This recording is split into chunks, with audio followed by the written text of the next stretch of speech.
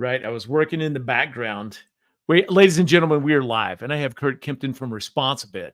This is Sid with the Huge Convention. This is the Huge Live, and this is where we introduce our speakers to our audience, so you know who to go listen to when you're at the Huge Convention. Curt, thank you for being on live with me.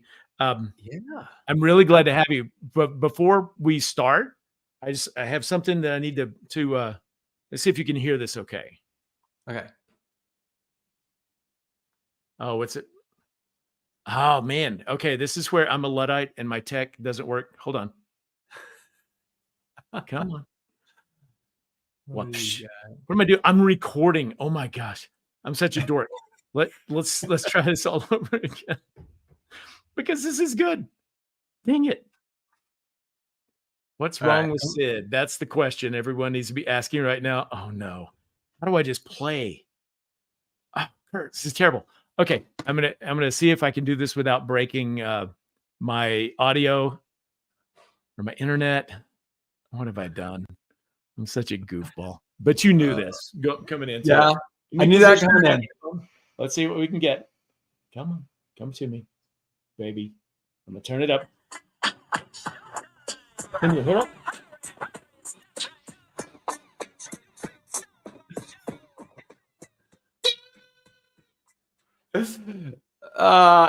It didn't come through. It didn't come through perfectly. I knew exactly what it was when I heard the beat drop, though. That's you played that when I came on stage at the Service Software Summit. It's like an Eminem remake, right?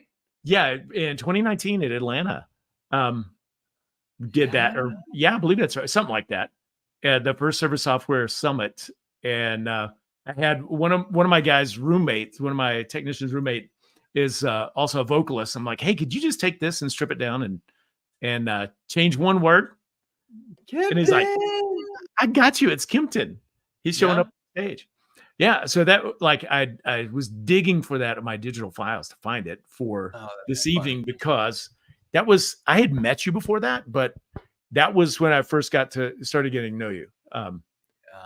Wayback Machine. Okay. Little throwback. Wayback. Yeah.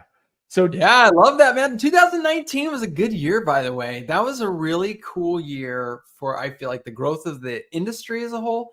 And it was a really cool time for like making friends. I just feel like everyone was so connected in 2019. I agree. You know, I am not doing this as fluff or anything, but one of the most fun events I've ever been to was ResponsiBid 2020 in February. It was right before the world broke. And I was like, oh my God, this is so much fun. Because you had a great event. You had thoughtful speakers. You had it was the first time I had seen the hacking station. Just in time. So yeah, the improv troupe always has me dying of laughter. I love the comedy troupe. But yeah, that was so fun, man.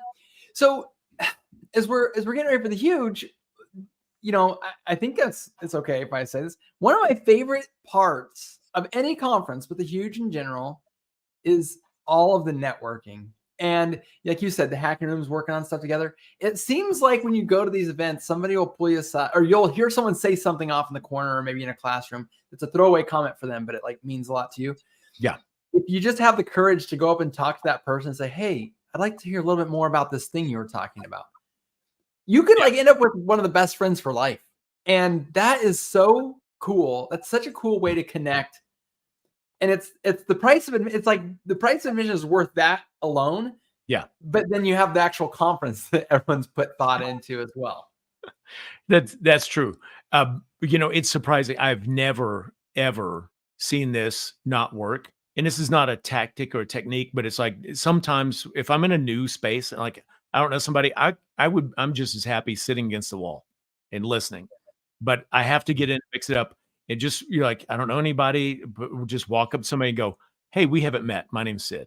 Or you would say Curt and not Sid. I've said Sid. It works good. Yeah. Well, let's, so you're going to be teaching at the Huge Convention again, which is great. You're a great speaker. You're a great storyteller. I don't know how many times I've heard Old Man Sausage Fingers, and I want to hear it again. I don't know when you're going to do it again, but it's always fresh. But can you give us a little evolution? You don't have to start at the beginning of ResponsiBid. Just pick it up like 2019 to now. That's 5 full years of growth for you guys. You've Yeah. redesigned the infrastructure, the operating mechanics of ResponsiBid. And when I was prepping, getting ready, I was looking for that audio clip, and I found an audio clip of you teaching, and it was, I think I interviewed you in the hallway in 2017 at the huge convention. I And remember that. you said, we take all the stuff that's in the head of your office manager, all the things that they think and they do, and we put it into code. Yeah. Yeah. That's it. That's funny. I remember that interview. Yeah. Gosh, so many things have happened at ResponsiBid since then. And that's our goal. Our goal is to take all the thought processes that are going on behind the scenes over the phone. And there's sort of two different wavelengths that are going on. There's I have to ask this question or else I can't give them a price, or I can't fulfill my job. I have to ask those things. Those are sort of the hard, cold facts of the business. And then there's the soft edge, the soft stuff, the connective tissue. And that's the stuff where, what's your dog's name? Oh, you have a golden doodle. I've got a golden doodle. Or, oh, your kids are home from college. Oh my gosh, I have a kid going off to college. These types of parts of the connective tissue of the conversations and the sales part of our entrepreneurial lives is what really binds us together. We have to do the cold, hard stuff. But if you're not doing the soft stuff, you're really missing massive opportunities. And frankly, you're missing an opportunity to make a lot more money, because people buy from people they like, know, and trust, and they will see more value in the cold, hard service if there is a warm connection. So at ResponsiBid, we do our best to take all the cold, hard stuff and make it quick. Make it just a foregone conclusion. How fast can we get this stuff all assimilated in and get to the part where we're actually talking about value and talking about what your life could be like with our service and how we can't wait to get there and provide this sort of thing for you. In those moments, as you go and the soft stuff comes up, I don't know about you, Sid. Well, Sid, I know you've got ADD, but I don't think you've ever shied away from it. One of the things that I kind of struggle with is that someone comes to me and says, hey, Curt, I have 4 windows. It's a 2-story house. And oh my gosh, the contractor's here today and he's doing all this stuff. And you're like, oh, great. Do I break in the middle of this and not collect this information? Or do I follow something that's obviously important to this customer? Yeah. And at that crossroads, you have to worry that when you come back, are you going to remember what you asked and what you haven't asked? Are you going to forget stuff? Are you going to forget to charge your area minimum? Are you going to forget, all that stuff? So we know that that's how it goes. And I would say that over the course of the last few years, one of our main focuses is how can we make it so that you can chase all the rabbits you need to, let your ADD run wild, but also let the connection that's simmering over there not take away from the logistics. And then how can we also take some of that soft stuff and automate it? Yeah. And that has been really cool too, just by, video integration and, obviously some of our follow-up stuff. And, now that we have bundles we've added, it creates so much more discussion on value where people so much get focused on price. Let me ask you this. Has this happened to you? You go to a conference and somebody comes up to you and they're like, Curt, blah, blah, blah, and they start talking to you as if you're old friends, but you have no idea who they are. You've never met them. And you realize they've just seen you on video a dozen times and they think they know you. Yeah. Yeah. You know what? That's actually really cool. I was going to tease you and say it's never happened to me before, but it is actually, it's like the coolest thing in the world. And then it also feels really weird. Like, I am so sorry. What was your name again? Yeah. And like, that feels so awkward. But so that, the point on that is like you integrated within ResponsiBid, we can put in video so that when you get to the client's house, so they feel like they know you. Yeah. So that's what I was going to say is like, trust. It feels awkward to you, but to them, it feels so warm. And so it can actually be almost jarring. Like, how the heck do they know me? And imagine the customer who got a quote at 10 o'clock at night or was on your website and saw a video of you and saw you and your family and why they, you have the cutest little girls and stuff. And, they see your family and you know what? I want to give my business to this kind, sweet company. Right. Yeah. And when they see you, they ask about your daughters and you've never met them before. And you're like, These hey, kinds of things, how do you know about that? It yeah, feels these creepy. things can feel weird, but if you put yourself out there, what you don't really realize is that they're pulling you into the relationship. And how often in sales does it feel like you've got to be the one going it? Like, we are awesome. We've been in business this long. We have insurance. We are, we all over ourselves, right? But, Well, when you say it like that. yeah, but it does. It actually is like that because you sit there and you keep pounding your chest about why you should do business with me. How much cooler is it when people are pulling you in? Yeah. And it's like, oh, how did you know? Yeah. Oh, yeah. My daughters are doing great. Yeah, that's so cool. You like that part of the video, I guess, huh? And yeah, that was so sweet. It's amazing. It is amazing. So, but like when you said we take the stuff out of your office manager's head and put it into code, it's like when you put something into code, it operates the same way every time and it doesn't rest, it doesn't sleep, it doesn't forget a line, it just does it. When you record a video, same thing happens. It can be like you and I can have this conversation, but 100,000 people could watch it tomorrow and it's going to be the same conversation. Yeah. And everybody's going to love you and want to talk to Curt. And that's how it works. No, well, you do that. So I had an experience 6-7 years ago. We started focusing on getting reviews. We didn't even have video yet. And it existed, but took me a while. We started getting a lot of reviews. A lady called for an estimate when I was still doing the estimates in person, personally, and knocked on the door. She opened the door and I said, Mrs. Kara, I can't think of her last name. And she's like, oh my gosh, I read all your reviews and I won't call anyone else. And she hugged me like I was like, so it was a little awkward to me, but to her, she's like, you guys are the best. I feel like I know you. Like, thank you for coming to my house. Like, it was a big deal. We're in this world where, like, here in Phoenix, we have a company called Waymo. They're actually driverless Ubers, basically. Yeah. We're moving into this crazy world of AI, a world where these connections between people are people are becoming such a bottleneck to us living our own experience.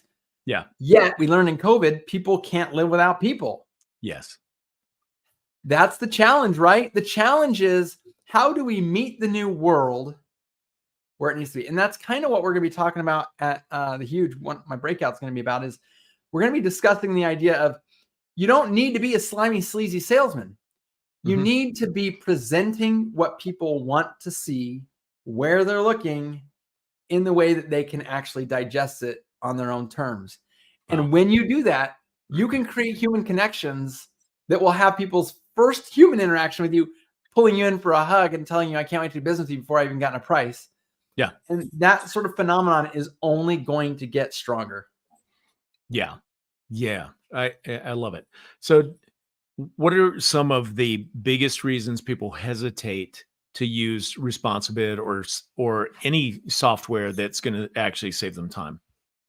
Well, I think that people are so nervous that technology is cold and prickly that they feel like I've got to do all of this myself. I can't even give another person, let alone a software, this responsibility of being the face of my company or doing these things. Yet, why are all these companies that are breaking past 1 million, why are they experiencing this curve up of growth?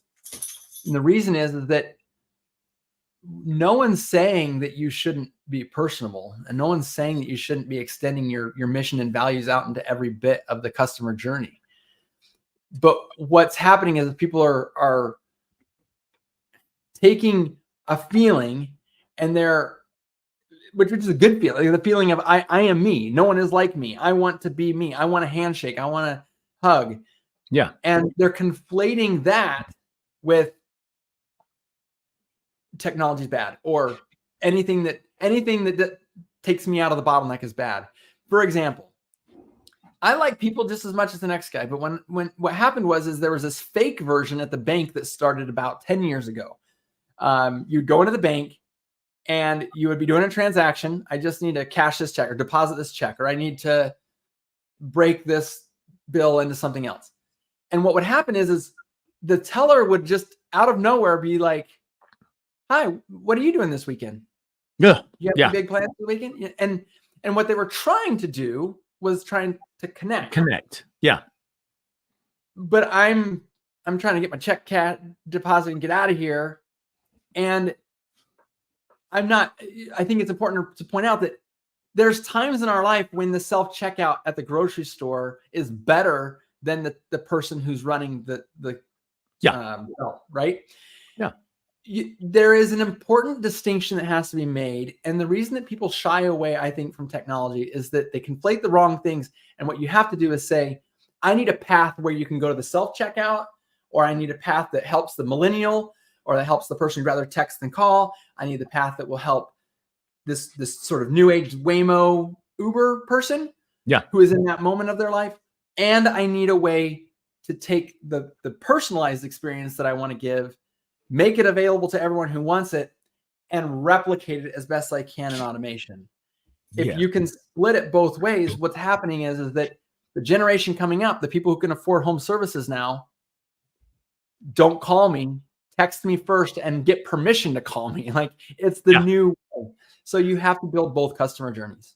Yes, you do. So do you have stats on within ResponsiBid? Like, what's the percentage of people that get a bid online and just they follow all the steps until they book and they schedule it without ever talking to a person? I know that 60% of the quotes given are done via a salesperson. That can be over the phone, or it's actually like 58%. Over the phone or out in the field. Now, of the remaining 2%, what it is there's actually, it depends on how companies have it set up. There is a good number of that. I would say about half of that goes all the way through the whole scheduling process. Obviously, whatever your CRM is, if it connects to ResponsiBid, we can find the most logical scheduling opportunities and windows, and people can take it all the way to scheduling. But even then, there's a lot of ways to put roadblocks in it to say, if they have hardy board exterior of their house, we're not going to even let the quote go all the way through. We're going to just collect the information and finish it with Google Earth or drive out to it. They live in an 8,000 square foot house. That one's not going to go all the way through. Or yes, they got their quote, but it's such a big job, we're not going to schedule it without talking to them. So you can put different roadblocks in place. I would say a solid 20% of all quotes that go through ResponsiBid go all the way from start to finish without a human even talking until you get to the job site. Yeah. I love that. My stats are anecdotal. I'm pulling it up on my phone right now so I can show the screen. Probably 30-40% of all the ResponsiBids, like they don't even talk to us. They're just boop, they're on the schedule. And that's so cool. It makes me so happy. Now we have this is funny, Jason. TSA has confiscated my metal clipboard. Do you know the story there? No, I don't. Is this for real? I see it. I don't know that TSA actually confiscated it, but he came up to me at one huge convention and he had a metal clipboard, and I'm like, I had a flashback. It was the exact same clipboard I used at 5-Star Window Care when I was, first running the business. And it's the kind that you can open up. It's got all the stuff inside it, and it's got these super sharp corners and everything. Yeah. And anyway, he came up, and as I recall, I kind of went into like this weird, like, what is happening right now? Like, it was just one of those times when sight smells and takes you way back, and it just took me out of the moment. And I think he came by my booth a couple times. He got me a couple times. It's in Atlanta. Here we go. Okay. Yep. Yep. That's awesome. Good. All right. Here, let me show. Can you see? This is all. It just says ResponsiBid. But are those all your bids that have come through? Yeah. Scheduled? So August 13th, you got a new ResponsiBid. They're pending. They schedule themselves. August 12th, new bid pending. Schedule themselves. New bid. There's one that didn't schedule themselves. But So what we in this, I'm not suggesting it's the right way. This is just how we do it. But we tried to remove any friction points. So we let anybody just like go all the way and schedule themselves. And if it's something odd, like it's that 8,000 square foot house, like we check them and then we'll call and go, Yeah. hey, we see this, we got you on the schedule. We got a couple questions and we can modify those. But 80% of the time is just right. Yeah. We don't have to Yeah. fool with it. Well, that's one thing I would recommend to anybody who's listening tonight, whether you're responsible or not. If your process can be simpler, if your process has something that is trying to narrow it down $20, the biggest advice I can give anyone is take the stuff out that's plus or minus $20. Take the stuff out even that's plus or minus $50, because all the law of averages, once you price it correctly, the law of averages will get you where it needs to be. Yeah. There's really not any friction that's worth tripping a customer up over or putting friction in a customer journey that is going to result in $20 to $50. I mean, we're spending way more than that to acquire and get to our customers. God, yeah, that's so true. So all right. I hesitate to bring this up, not because it's weird or anything, but like I was trying, once we got embedded in ResponsiBid and like we're using this. Sorry, dog. I got a puppy whining right here. I was like, oh my gosh, because it took me a long time to get over the idea that I'm the only one that can give a bid correctly. Yeah. There's probably 1,000 people that can give a bid just fine with a clipboard like I used to. That's fine. But then it was like, oh, now we're going to do software? Oh no, they're going to screw it all up. Yeah. And that's the thing about scaling. The thing about scaling is that if you find yourself saying no one else can do it, that shouldn't be a comfort blanket of any kind. And yet I think a lot of people use it that way. It should actually scare the heck out of you. That should keep you up at night because you got to be able to teach it. And so there's a couple different kinds of people. There's people who say, well, I can't teach it because they'll go out and start their own business. And there's the other one, people are too stupid to be able to do this. There's no way to teach anybody. Okay, let me go to pitching. Like if you're a window cleaner and you figure it out, other people can figure it out. Yeah. I think it was Brandon Vaughn that said it, and man, it resonates in my head. Is, oh my gosh, what would happen if I did it? And then the next question right behind that is, oh my gosh, what would happen if I didn't? And that's the thing, right? Like, I get it. You're in a business that has a pretty low barrier to entry, whether it's pressure washing, window cleaning, maid service is in the same vein. Yeah. And a lot of people are saying my barrier to entry is too low. It's not like I'm a grocery store where I teach someone how to do this thing and then I'm afraid they're going to open up a grocery store. I understand why you're thinking the things you're thinking. Yeah. The problem is that you're hiring people, hopefully, who want to excel. I hope that your interview process and the caliber of people you're hiring, you're trying to find people who want to be good at what they do. And in the same vein, there's a lot of people who are they're very risk averse. They don't have an appetite for what you're doing. Yeah. And that's where I think turning on full transparency is so key, is how do you allow people to see that the business is not the cleaning the thing? That's just that's a product that we offer. Yeah. That's the commodity. But let me cross train you or help you understand more about the business, because it's in that knowledge that you give people. The more knowledge they have and the more connection they have to what you're actually doing in this business. We say we're a customer service company that happens to do windows. Well, when you understand that customer service is the way we answer our phone, it's the way we put our invoices together, it's the marketing that we do, it's the way that I keep our schedule full but not too full, it's the way I keep our vans on the road looking. Customer service is the uniform that you wear. It's the policies that we have. It's the team meetings that I schedule and the trainings that we do at the team meetings. It's the way that our website looks. I mean, customer service is all these different things. And if you're meeting with them regularly enough and having that transparency, what you'll find is that people who don't have an appetite for the risk will find so much comfort in you allowing them to excel and in knowing that they're part of this journey and that they get that entrepreneurial experience of helping you to grow it without taking on the risk of having a lien on their house for the next vehicle that they purchase, or the risk of people do that. How'd you know?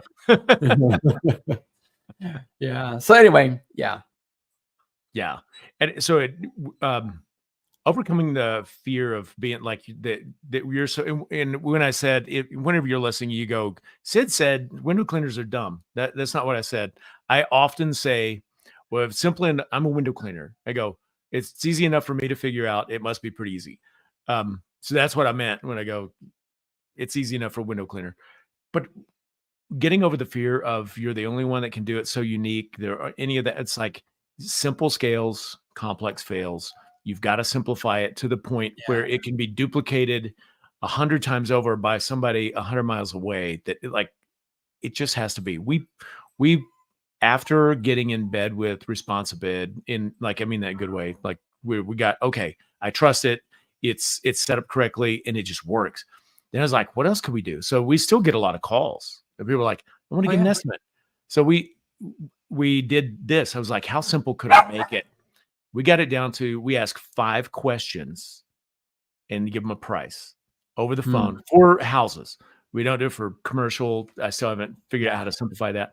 But it's like, it's dumb. It's like, how many stories, 1 or 2? Do you have a walkout basement? How many windows do you have roughly? And we ask a question, doesn't matter. Do they open, you crank it and open up, or do you go up and down? Doesn't matter what they say. You go, are they French windows or not? Then they were like, what's a French window? I was like, it's from France. It speaks French. Oui, oui. And then we go, here's your price. And it's like, we just made a spreadsheet. And I was like, we priced it a little higher to absorb for error. And it's one of those things, like you said, $20 to $50 of friction is not worth causing a customer to stumble. Just take that out of the thing. And people go, yeah. And then we have a policy, and we do this with ResponsiBid too. We're like, when we get there, we'll verify. We're going to confirm the price. And we try to set our pricing where it's higher than our regular bidding. Where somebody says yes, we know that they're not really price sensitive. And then we can always show up and lower their price. We can go, hey, you know what? You filled that thing out of line, says it's going to be $600. It's only $550. Good for you. They're happy. We're happy. I've seen that strategy work a lot. I've seen that strategy. I hear a lot of people doing that. That's actually really powerful. That's my strategy. Nobody else can use it. Well, yeah, it turns out. The cool thing about that strategy is that it puts somebody in a position to be you have limited exposure to them and full trust. Yeah. It's such a cool way to come in with someone that you barely know and gain lots of trust. Yeah. Oh, that's cool. The speed of trust. Here we go. We video. We got good strategy. What else can we learn? All right. I want to be respectful of your time. So we've been on for 28 minutes. We said we got 35. Okay. Here's what I'm doing. I'm just going to put all the pressure on you, especially if Sean Baker's in the house. Good to see you, Sean. I love Sean. That's awesome. What's up, Sean? Sean, I have fond memories when you were called upon. I think it was a huge convention in Atlanta in 2021. And somebody was doing, I think it was Ellen Rohr was doing a demonstration about how do you teach your people. And you were going to teach somebody how to start a lawnmower, and you had to pantomime it on stage. And I was like, you remember this, Curt? Maybe maybe I dreamt it, but I think I may, as a vendor, a lot of times I can't be in the same room as the attendees. Right. That sounds very elitist, but I'm going to ask you to go. They cut me out. Oh, yeah. Very elitist. I can't be in the same room with those people. That's not what you meant. They won't let us in. They won't physically let us in. I know you got, vendor badge. Sorry, buddy. Yeah. This is the attendees here. See ya. Yeah. Yeah. Okay. So 5 minutes to go. You're going to be teaching at the huge convention. A breakout session is not an allergy clinic. That's not what we're talking about. No, it's about teaching people something valuable. Yeah. You're right. Oh my gosh. What's in the air? Once, just touch on it again. What are you going to be teaching, and why does somebody need to be in that room? How are they going to benefit? Yeah. So there's kind of 2 parts to it. The first is that a lot of people think that salesman is a bad word, and those people absolutely need to be in that breakout. I am going to help you to understand why being a salesperson is an absolutely huge blessing to you, your employees, your customers, everyone involved. You don't have to be a manipulator. You can be a persuasive person and be powerful, but a salesperson literally brings goodness to people. So we're going to talk about the methods that a good straight up salesperson uses. The other thing we're going to do is we're going to talk about how you can take the customer journey and make it as organic and genuine as possible. That's one of the things that I think a lot of people who know me know. I'm just a really genuine. I don't know. Fake bothers me so much that I don't know a way to not be genuine. Yeah. So I'm going to be showing you how to take your customer journey and construct it in the most genuine possible way so that customers can't help but connect to you and buy from you. Even though I know I spent a lot of time talking about how important it is to scale it and make it more simple and get yourself out of the bottleneck. And a lot of people are probably listening going, well, that's impossible. I'm telling you, you can send employees to sell and give the same customer journey that you would. Now, as a precursor to that, I don't have the link right now, but if you go to our website and you download our bundle worksheet, you just go to responsibid.com, you download our bundle worksheet. I have a class that I am going to be giving away from our website starting I think it's tomorrow. It should be going live tomorrow. And it's called the Pricing for Profit class. Ooh. It's free of charge. It teaches you how to properly price your services and get them ready for positioning. People are like, oh, it's a math class, it's a finance class. There is an element to finance with it, but I have brought on some of my favorite experts in the industry to work us through and to provide a tool for you to figure out exactly how much you need to be charging for things at minimum to make your minimum profit margins. Yeah. And then you'll be able to convert that. If you brought that to Atlanta, if you brought that to Nashville, Jason got me thinking of Atlanta. Yeah. If you bring that to Nashville, huge, I will give you everything you need from that point forward to springboard from knowing and having the swagger of knowing that your prices are priced correctly all the way to presenting it to a customer in a way that's the perfect journey for your company's mission and values. Wow. Okay, cool. Now, I want to make sure I'm super clear. People can go to responsibid.com tomorrow and find the Pricing for Profits class. Take that and kind of do your prep work, and then you'll take their prep work and work with them at your breakout session to carry it over the finish line of how to craft a customer journey with proper pricing so that you make more profit. I love that. That's really cool, Curt. Well now, so what I was saying though is if they want to go to the homepage and just download our free bundle worksheet, it's still valuable and super cool stuff.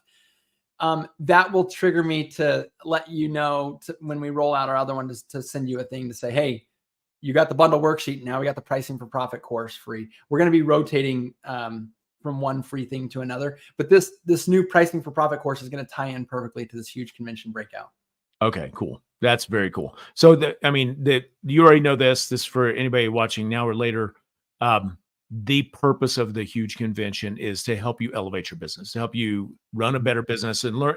We don't focus on the technical skills. We focus on the business skills. It's how to sell, how to market, how to do the homework, how to report, how to build a business and a culture and a team that builds that, so you can achieve your dream, because almost everyone that's there has a dream that's so much bigger than they can do themselves. But there's a gap between where I am and what I need to learn to get to that point and the person you need to become. So it's classes like yours, Curt, that help people along that journey. Thank you very much. Oh, I'm so happy to be part of it. Yeah. All the people said amen. Woo. Amen. Amen. Well, cool. Well, thanks everybody for jumping on. Curt, do you mind hanging on for just a second? I know we both have a deadline, but I've got a question I got to ask you offline. Okay. Happy to do it. All right. Thanks everybody. Have a great night. See you in 1 week.